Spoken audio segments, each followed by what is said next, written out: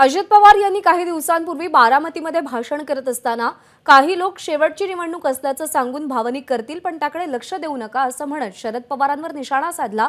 तर आता आपण निवडणूक लढणार नाही, हे कोणतेही भावनिक आवाहन नाही असं म्हणत शरद पवारांनी अजित पवारांवर जोरदार पलटवार केलाय। उद्याच्या लोकसभेची निवडणूक आधी येणार आहे, नंतर विधानसभेची निवडणूक येणार आहे।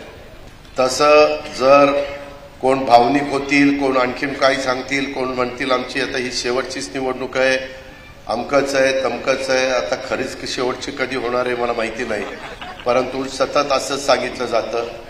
ते तुम्ही भावनिक होऊ नका ही माझी खूप कळकळीची विनंती आहे।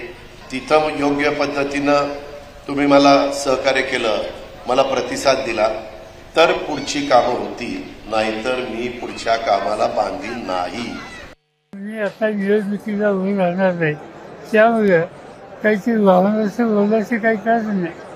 बारामतीचे लोक चांगले आहेत, समजदार आहेत, वर्ष कुणी काम आणि त्यांची प्रतिष्ठा वाढवली हे त्यांनी पाहिलेलं आहे आणि त्यामुळे ते योग्य निर्णय घेतील। एबीपी माझा, उघडा डोळे बघा नीट।